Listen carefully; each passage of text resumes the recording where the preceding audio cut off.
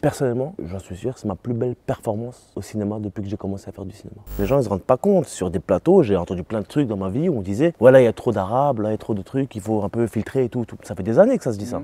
C'est pas du tout sur le côté de l'amour. C'est ce qui est le plus important. Ouais. C'est le seul truc là qui peut un peu nous sauver, je trouve. Là.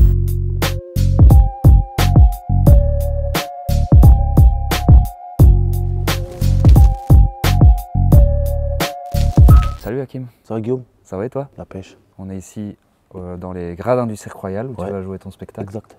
T'es dans quel état d'esprit là? Toujours très heureux d'être en Belgique, beaucoup d'amis belges, mais des vrais amis je veux dire. Toujours un plaisir de venir ici, je sais pas, j'ai l'impression d'être toujours à l'aise et d'être à la maison. Le spectacle s'appelle Fatigué. Ouais. C'est fatigant la vie de tournée? Non, pas du tout, mais d'ailleurs j'en parle au début du spectacle ça, parce que j'avoue le titre il n'a rien à voir avec ce que je raconte dans le spectacle. Ouais, c'est juste qu'il fallait donner un titre, j'ai dit fatigué frère, j'étais un peu fatigué. Mais rien à voir. Non, la vie de tournée, non, ce qui est fatigant frérot, c'est le tout accumulé. Tournage, plus tournée, plus ceci, plus cela, plus vie de famille et tout. Promo, etc. Ouais voilà, tout ça, ça fatigue un petit peu, mais franchement, je peux pas me plaindre frère, j'ai beaucoup de chance de faire ce métier. Alhamdoulilah comme on dit chez moi. Le premier spectacle il s'appelait Super, là le deuxième il s'appelle Fatigué. Ouais. Quelle conclusion on doit en tirer? Quelle conclusion? C'est vrai, c'est une bonne question, on ne me l'avait jamais posée celle-là. Aucune frère, aucune, on essaye d'avancer au fur et à mesure. Tu sais, je te dis, moi je construis pas, j'ai pas vraiment de... Tu sais, je suis pas technique genre Damso ou Relsan et tout, enfin tu vois. Avec des significations. Avec des significations, non, moi je fais simple, efficace. Ce qui me vient en tête, j'essaie de le faire du mieux que je peux, et puis on avance, et puis c'est génial. Un mot, 2 syllabes, voilà. On le retient. Simple, efficace. Mais quand même, je vais quand même te poser une question un peu sur la signification de ce... Vas-y. Qu'est-ce qui te fatigue dans la vie de manière générale? Ou là, en ce moment, actuellement? Je vais t'y répondre. Il y a tellement de choses qui me fatiguent, frère. Ce qui me fatigue, je pense, cruellement, c'est un peu relou comme réponse, mais je sais que les gens n'aiment pas trop entendre ce genre de choses, mais je vais quand même te le dire. Le non-calcul des gens de la situation des Arabes et des musulmans globalement en France. C'est-à-dire? C'est-à-dire qu'en fait, j'ai l'impression que tout évolue assez bien, ou en tout cas un petit peu, mais les choses évoluent de manière globale, les différents combats de manière globale évoluent, mais c'est vrai que chez les rebeux, les musulmans de manière globale, j'ai l'impression que ça régresse de plus en plus. C'est-à-dire que je ne sais pas si on régresse au détriment d'eux, je pense pas d'ailleurs, mais je sens qu'il y a plein de choses qui évoluent, mais j'ai l'impression que pour nous ça se complique de plus en plus. Pour la vision que les gens ont de votre communauté, tu veux dire ou... Ouais, pour la vision que les gens ont de ma communauté, pour la vision que... Et surtout ça devient de plus en plus compliqué. Pour un rebeu, là je parle de la France, en Belgique, en tout cas de ce côté-là, je sais que c'est plus carré que chez nous. Mais un peu plus carré que chez nous en tout cas. De toute façon, c'est pas très compliqué. Ce qui me dérange, c'est que tout va être surinterprété, tout va être surmédiatisé quand il s'agira d'un arabe ou d'un noir ou d'un musulman ou peu importe. Enfin peu importe, non, c'est de ça dont je parle en l'occurrence. C'est un peu relou quoi, parce qu'en fait on se rend compte qu'on n'a pas le droit à l'erreur, tu vois. On se rend compte que nous on n'a pas le droit de faire un pas alors qu'on est des êtres humains. Et qu'on a tous fait des conneries, qu'on a tous fait des erreurs, qu'on évolue au fur et à mesure du temps et de la vie. Mais on n'a pas le droit. Et ça s'empire, tu trouves? Ah ouais, ça s'empire. Ah oui, mais non seulement ça s'empire, mais surtout on se voit tous les jours. Tu vois, j'ai pas d'exemple concret là à te donner maintenant. Mais je veux dire, tu mets la même faute. Comment? L'affaire de Marouane Ben Lazar. L'affaire de Marouane Ben Lazar, ça c'est une dinguerie ça. En vrai, c'est une dinguerie. Comment t'as réagi toi? Frère, en fait, il y a tellement d'affaires comme ça tous les jours, sauf qu'on n'en entend pas parler. Parce qu'encore une fois, les gens ne le médiatisent pas parce qu'ils s'en foutent. J'ai même pas de mots, c'est extrêmement grave. C'est-à-dire qu'aujourd'hui, une personne est jugée sur son apparence, il fait un sketch dans lequel il parle absolument pas de religion, absolument pas de trucs, même en rapport avec la religion. Il fait un sketch, et en fait on le juge parce qu'il a une petite beubare et un bonnet. À un moment donné, frérot, moi ça me fatigue. Et en plus de ça, les gens vont chercher des tweets d'antan, etc. Ils décontextualisent tout pour essayer de trouver... Enfin, moi j'aime pas toutes ces choses-là un peu qui me mettent de plus en plus mal à l'aise. En fait, voilà, ça me met mal à l'aise en fait. Ouais. Je me sens plus forcément... Je me sens toujours bien parce que vraiment je garde le sourire. Moi j'ai été éduqué comme ça, j'essaie de garder la patate, la bonne humeur et tout, le maximum possible et de donner un maximum d'amour aux gens autour de moi. Mais quand je suis seul, je suis pas bien. Ouais. Quand je suis seul, je pense à ces trucs-là. Bah ouais, non, en fait je me dis là frérot, c'est compliqué parce que ma femme elle est noire, mon fils il est moitié-moitié. Ça va être compliqué pour lui, ça l'est déjà maintenant. Et ce qui me fatigue aussi, ça je tiens à le dire aussi là maintenant, là, il y a plein de gens qui font semblant de ne pas être racistes parce que c'est pas très cool d'être raciste, en vérité. Ça l'est de plus en plus. Ouais, ça l'est de plus en plus, mais il y a des gens qui savent que c'est pas cool. Il y a des gens très intelligents, très malins, qui savent que c'est pas cool d'être raciste, du coup qui ne le déclarent pas, mais qui vont passer par d'autres chemins pour te détruire ou t'enfoncer ou pour trouver d'autres trucs, tu vois, à te mettre sur la gueule. Et ça n'arrive pas que dans mon milieu, ça arrive aussi dans des milieux... Parce qu'en fait, on parle que de notre milieu parce que c'est notre milieu qui est exposé. Ouais, bien sûr. La vérité ailleurs, c'est bien pire. Hein. faudrait que les gens ça le sachent aussi. Dans les milieux prolétaires, dans les milieux entre guillemets où ça taffe en usine, où ça taffe dans des bureaux, peu importe, tous les milieux, c'est encore plus hardcore que ce qui se passe là. Mais dans les médias, partout. Et il y a plein de gens en fait, si tu veux, à qui on a donné trop de pouvoir, je pense, et qui s'en accaparent pour faire un peu de la merde. Ça, tu me diras, c'est comme partout. Mais là, ça commence à craindre parce que par exemple, un truc tout bête, mais moi, ma parole, en tant qu'homme musulman rebeu, elle va toujours valoir moins. Et t'as vu, c'est un sujet relou. Hein. C'est archi relou. Non, mais je sais que c'est relou. Les gens, ils veulent pas en entendre parler. Les gens, ils veulent pas entendre parler de ça. Ça les fait chier à chaque fois. Je reçois des commentaires. Si toi, ça te touche. Ouais, moi, ça me touche, donc j'en parle.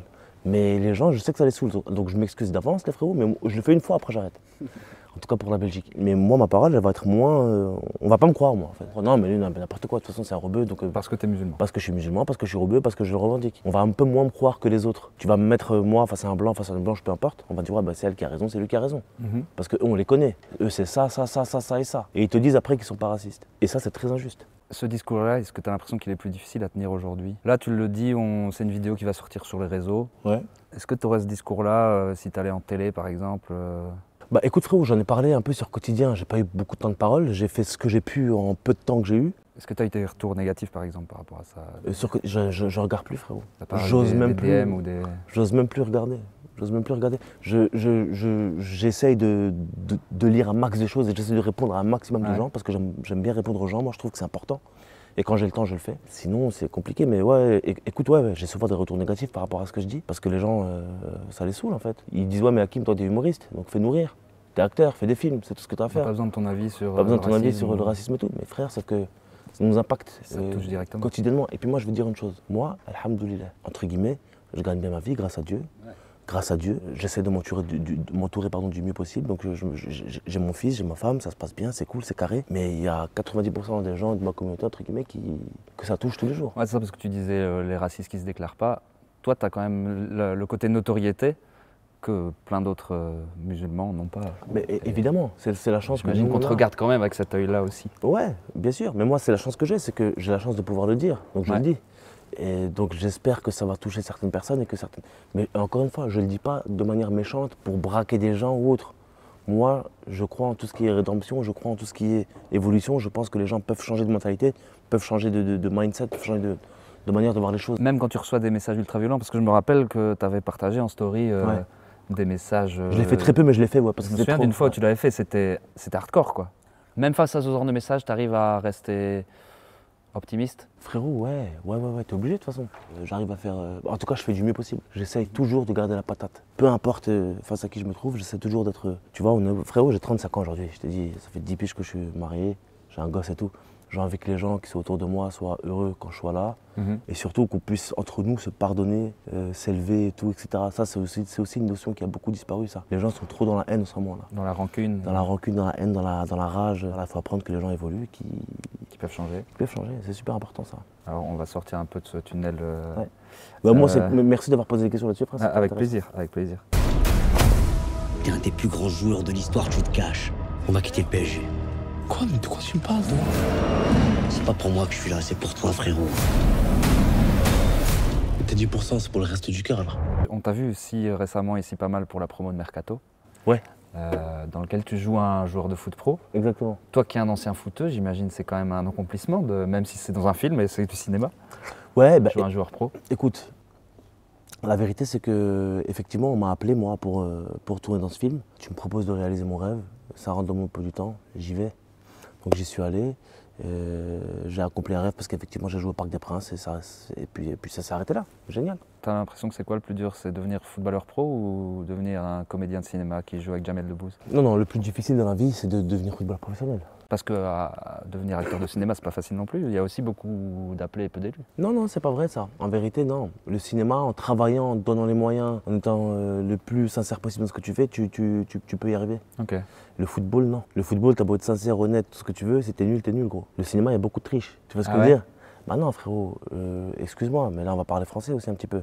Mais le football, il peut pas y avoir de piston. Parce que quand t'es nul sur le terrain, ça se voit. Donc t'es nul, désolé, frérot, tu sors et tu ne joues plus. Le cinéma, frérot, il y a des fils d'eux, il y a du piston, ça que vous le voulez ou non, c'est comme ça. Et si t'es nul, bah ça se voit pas forcément. Parce qu'on va faire un plan de toi par là, on va se rapprocher par là, on va prendre un plan là, on va faire le contre-champ sur l'autre. Du coup, si toi tu joues mal, on passe sur l'autre en même temps, ça se voit pas. On peut cacher, si tu veux, la misère. Dans le football, tu peux pas cacher la Ouais, misère. non. Dans le stand-up, tu peux pas cacher la C'est ce misère. que j'allais dire, comme la scène, ici, tu Mais peux non. pas tricher. C'est pour ça que je te dis que le milieu du stand-up, c'est comme le football. C'est pour ça qu'il y a beaucoup de noirs et d'arabes. C'est pour ça qu'il y a beaucoup de noirs et d'arabes. Eh ben Parce qu'il n'y a frère, pas de fiston. parce qu'il n'y a pas de fils d'eux. Est-ce que tu comprends ce que je veux te dire? Je vois Il faut que les exactement. gens ça le comprennent aussi. Les gens ils se rendent pas compte. Sur des plateaux, j'ai entendu plein de trucs dans ma vie où on disait voilà, il y a trop d'arabes, là il y a trop de trucs, il faut un peu filtrer et tout. Ça fait des années que ça se dit ça. Sauf que nous, les gens.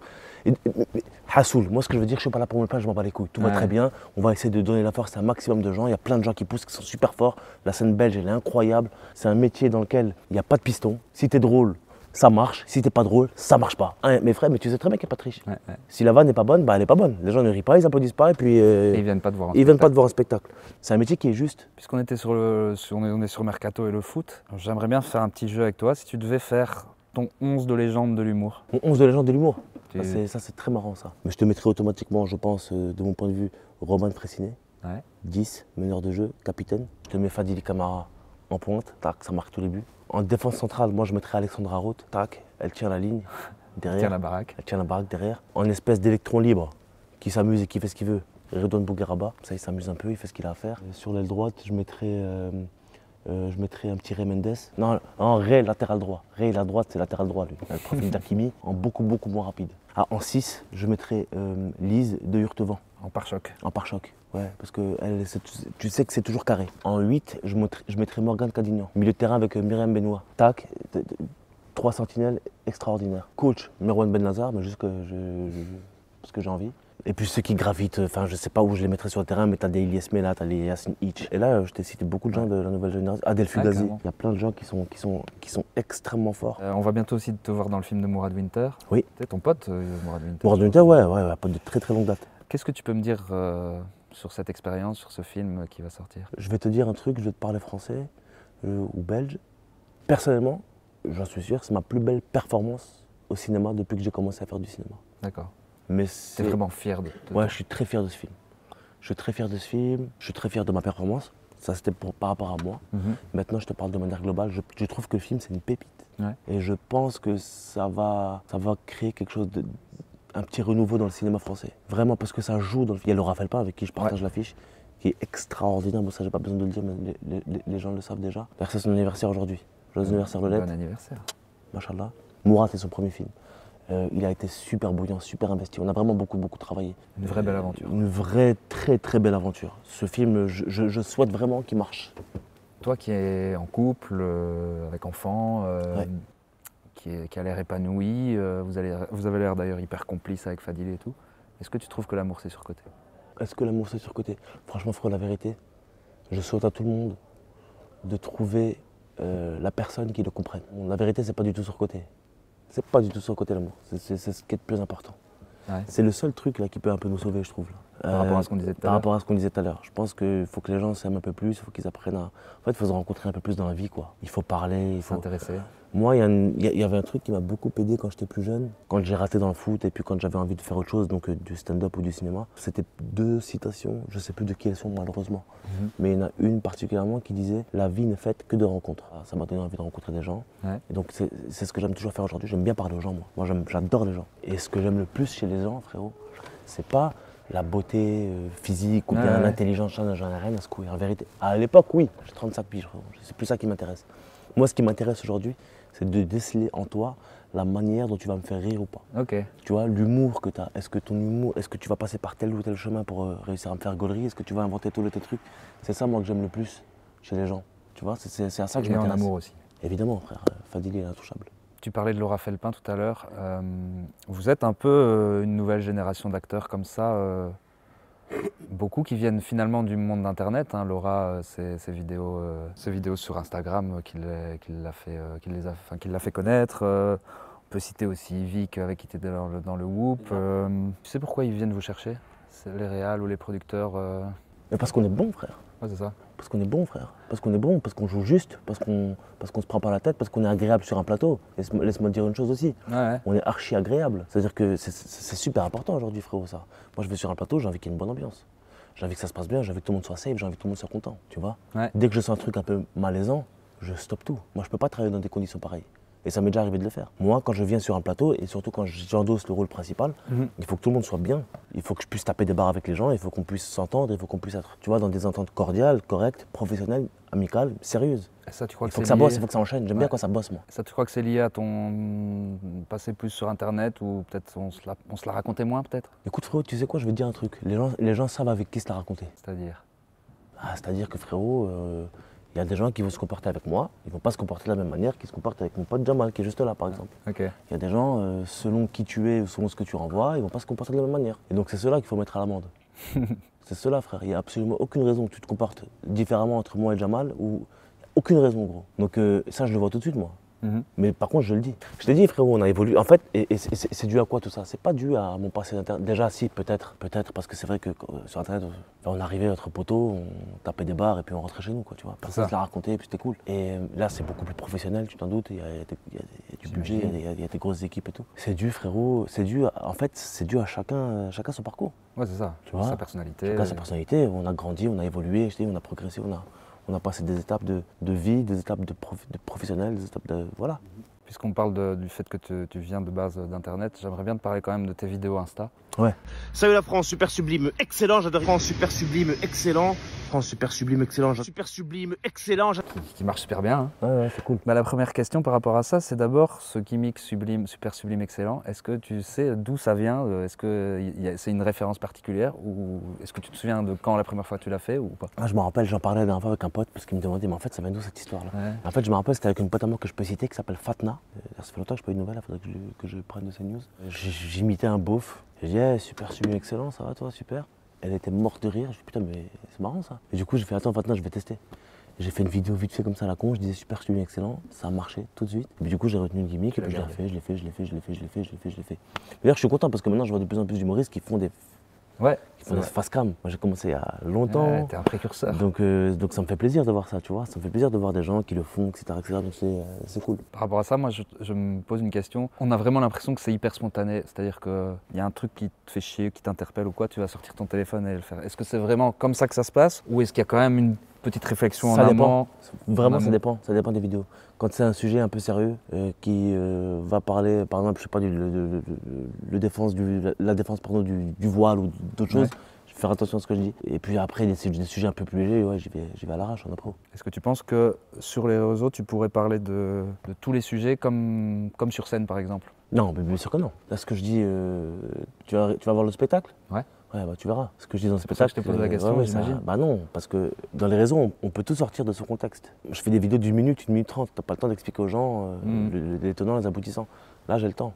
Tu vois, c'est un espace de liberté, c'est encore un des derniers espaces de liberté totale où tu peux te permettre de dire ce que tu as envie de dire, tu vois. Puis les gens comprennent les choses comme ils ont envie de le comprendre. Mais sur Internet, c'est un peu plus compliqué. Il y a moins de liberté sur Internet. Donc. Bah, il y a moins de liberté. En fait, c'est pas qu'il y a moins de liberté, c'est que les gens font n'importe quoi. Ils prennent ta liberté et puis ils la bafouent. En tout cas, on a quand même l'impression que ça part souvent d'un coup de gueule, d'un truc qui t'énerve. Ouais, souvent, bien sûr, souvent. Et pourtant, en même temps, je trouve quand on t'écoute en interview et encore ici, je te trouve hyper serein, tu vois, par rapport au monde, à la vie. Et tout. C'est parce que j'ai peur de Dieu, mon frère. C'est pour ça que je suis serein. C'est parce que moi, je sais que je vais mourir, en fait. Les gens aujourd'hui, ils vivent comme s'ils allaient jamais mourir. Je tombe encore sur une vidéo de Donald Trump là, qui fait là sur Gaza, etc. Enfin, les gens, ils vivent comme si ils allaient pas mourir, comme si c'était des surhumains, en fait. Et en fait, c'est ça que les gens oublient. C'est pour ça que je suis serein. En fait, je me dis, écoute, frérot, moi, je fais ce que j'ai à faire de mon côté, en privé entre moi et ce qui me concerne. Et puis, frérot, grand bien à vous fasse. Mais je veux dire, moi, je sais très bien, en fait, ce qui m'attend. On parlait des réseaux tout à l'heure, de tes vidéos Insta et tout ça. Là, quand tu vois des gars comme Elon Musk, Zuckerberg et tout ça, qui sont à la tête de certains de ces réseaux, quand tu vois qu'il y a une vague de gens qui se retirent de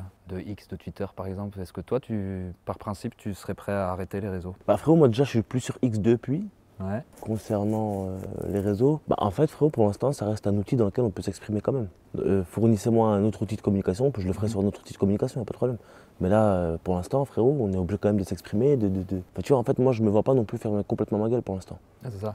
Tu vois, je suis contre toute forme d'injustice. Enfin, dès qu'il y a un truc un peu injuste, j'essaie d'ouvrir ma gueule, quoi, tu vois. Et pour l'ouvrir et pour être entendu, il faut les réseaux. Eh ben, il faut les réseaux. Il faut les réseaux, bien sûr. Je peux aller à la télé une fois ou deux, mais bon. Et l'humour? À quel point l'humour et le spectacle vivant, ça peut aider dans une période comme Bah déjà ça fait du bien, moi ça me fait du bien de le jouer le spectacle. Ça me fait du bien parce que je sors des trucs que je peux pas tout le temps sortir. Et puis surtout frérot, ça fait du bien aux gens aussi, c'est ça moi qui m'anime. Les gens kiffent, à la fin j'ai des retours toujours incroyables, j'espère que ce soir ça sera le cas. Mais ça me fait toujours énormément de bien, moi d'être sur scène, ça fait du bien aux gens. Écoute frérot, on a trop de chance de faire ce métier-là. Faut pas gâcher la place qu'on a, faut rester humble, serein, calme, avancer en toutes circonstances.